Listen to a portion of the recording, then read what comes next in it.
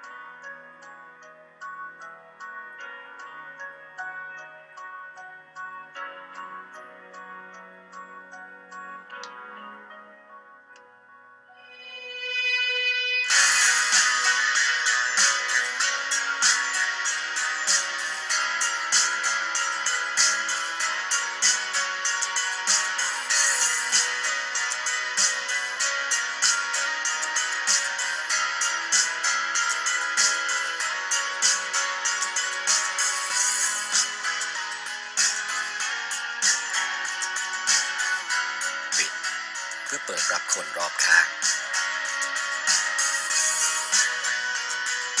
D-Tag เชื่อในความพอดี Okay, obviously the message maximalism is actually a fallacy because our lives are better when we're connecting more with people than with technology. All right, just a quick overview. As you know, if you've read the part 1 of Hamlet's Blackberry, he identifies 7 philosopher thinkers, and what he does is sort of situates them within their time period and talk about how they use the technology of the times or the mediums of the times to both connect with people and disconnect with people. And so as you can see, he uses Plato, Seneca, Gutenberg, Shakespeare, Franklin, as in Benjamin Franklin, Thoreau, and McLuhan. Now, I'd be curious to know right now how many of those names resonate with you. Hopefully, all of them, or most of them, or at least more than half. I think we all know William Shakespeare, of course, and Benjamin Franklin. Okay, he uses Plato to talk about a principle of distance, and he situates him in his time period when just when sort of writing was coming on the scene, and so people used the town squares as public forums in which to give speeches and engage in debate, and so you had to be present in real time and space to take advantage of that. However, during this time period, writing became a way of communication. And so he talks about Phaedrus, a friend, who used a scroll to write about what went on and what was said in the public square, then take those words with him out in the country where he really sort of contemplated those ideas. And so the scroll allowed people to get away, but still stay connected to ideas and communication. Next, he looked at Seneca, the Roman Seneca, and applied the principle of inner space and this whole idea that, again, there was a lot of busyness and distraction that took place in town centers. And so he used Seneca to talk about how you had to discipline yourself to sort of disconnect in the middle of being connected. So one piece of advice that Seneca gave was to pick out one thought of the many that you consume daily to be digested thoroughly in a day. So you create space for yourself, or inner space for yourself, in which to really sort of contemplate that one thought. Then he talked about Gutenberg and the principle of technological inwardness. Gutenberg, by the way, was the inventor of movable type and the printing press. And he used that press to print out Bibles. So you may have heard of the Gutenberg Bible. There's one of those, and there was only a few ever made. And so one of them is in the Museum in Washington, D.C.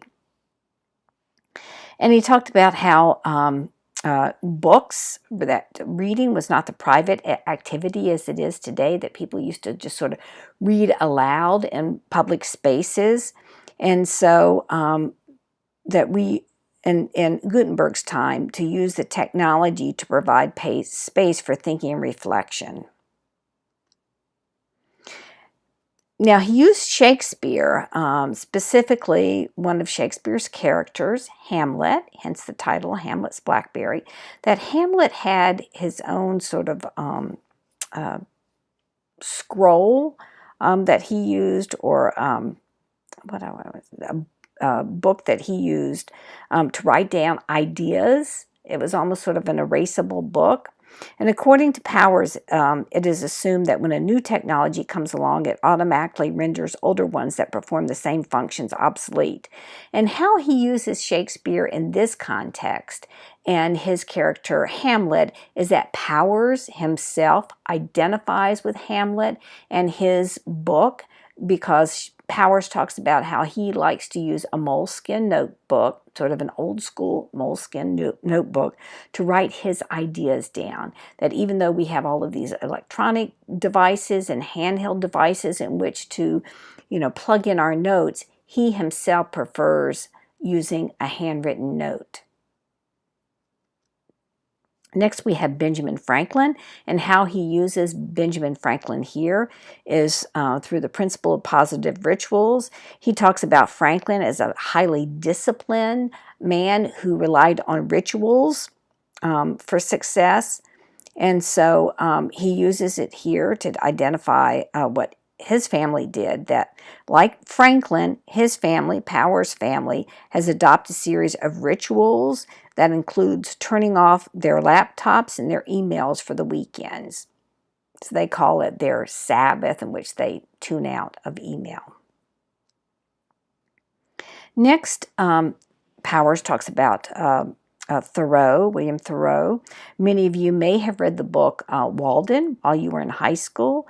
And what Thoreau did was he had a Walden zone that he created outside of the town of, I think it was Concord, Massachusetts. And so he used that space to kind of, disconnect. He had social spaces within Walden where he would visit with people, but it was all sort of his own controlled environment. And he talked about how Thoreau described people who obsessively check their mail at a place called the post office. You may depend on it that the poor fellow who walks away with the greatest number of letters, proud of his extensive correspondence, has not heard from himself this long while.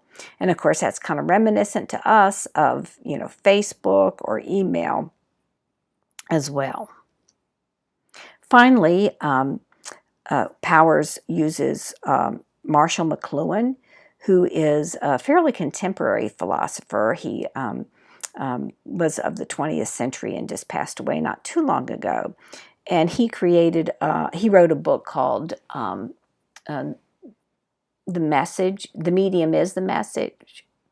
And some of you may have heard of the term the global village, that through communicative technology, we're just kind of one big global village now instead of several mini villages. And he talked about the principle of monitoring the inner thermostat, that we're extensions of our devices. And McLuhan came up with things like, some media at the time, like television, was a very hot medium because we were constantly sort of interacting with it. If he was writing about computer technology today, I'm sure he would call laptops and cell phones very hot media as well. All right, so these probably don't make a lot of sense to you until you start reading the book, but I just wanted to give you a preview here.